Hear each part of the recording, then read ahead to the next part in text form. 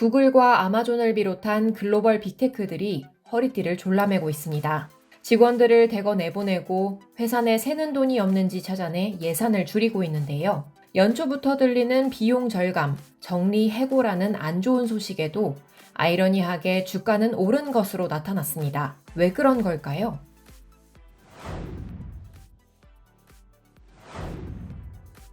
구글의 최고 재무 담당자 루스 포랏은 최근 회사 전 직원에게 보낸 이메일을 통해 대대적인 비용 감축을 예고했습니다. CFO는 올해 회사의 주요 목표 중 하나가 속도와 효율성을 개선해 비용 절감 효과를 내는 것이라고 밝혔습니다. 구글은 닷컴 버블 붕괴 후 20여 년 만에 최악의 시기를 보내며 허리띠를 졸라매고 있는데요. 지난 1월에는 조직의 6%에 해당하는 12,000명의 직원들을 내보냈습니다. 또 해고된 직원들의 출산과 병가 등 유급휴가 자녀분도 지급하지 않았죠. CFO는 사내 이메일에서 2008년을 2번이나 언급했습니다. 2008년 당시 비용이 늘어나는 속도가 매출보다 빨랐다. 장비 활용도를 개선하고 부동산 투자를 줄였으며 여행, 오락과 카페, 통신비 등의 예산을 줄였다. 2008년에 그랬듯 효율적이지 못한 지출 영역을 걸러내기 위해 데이터를 면밀히 살피겠다고 말했습니다. 이번 비용 절감 계획을 살펴보면 노트북과 PC, 모니터 교체를 제한하고 간식과 피트니스, 그리고 교통 등 사내 복지 프로그램 예산도 삭감됐습니다. 아마존은 비디오 게임 사업부 소속 직원들 100여 명을 내보내기로 했습니다. 아마존의 최고 경영자 앤디 제시는 연초 18,000명 정리 해고 계획을 낸 데 이어 추가로 직원 9,000명을 내보내게 되었다고 지난달 밝힌 바 있습니다. 아마존은 고용을 동결하고 원격 의료 서비스와 배달 로봇 등 회사가 그간 진행해온 프로젝트들을 중단했습니다.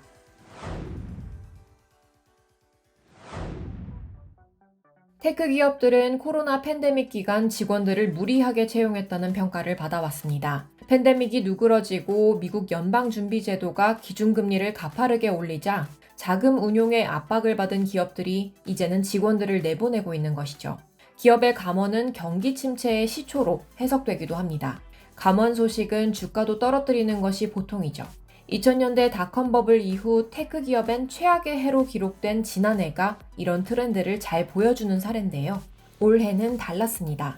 작년 연말부터 지난 3월 말까지 메타는 무려 71% 올랐고 테슬라도 57% 올랐습니다. 애플과 마이크로소프트, 구글의 알파벳까지 모두 가파르게 올랐죠. 같은 기간 S&P 500이 5% 오른 것과 비교해 훨씬 상승폭이 컸습니다. 그렇다면 해고라는 안 좋은 소식에도 주가가 오른 이유는 무엇일까요?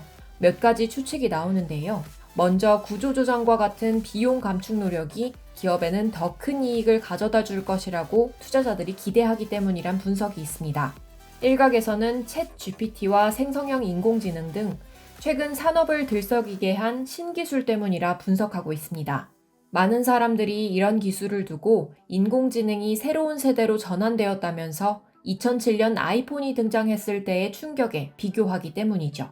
세 번째로는 지난해 시장이 테크주에 과민 반응했으며 지금의 상승을 시장의 조정이라 보는 시각이 있습니다.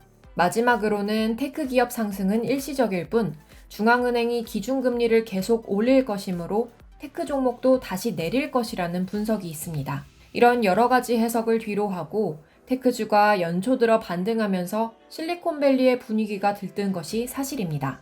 테크 기업의 혹한기는 작년에 끝났다고 보는 희망론도 솔솔 불고 있죠.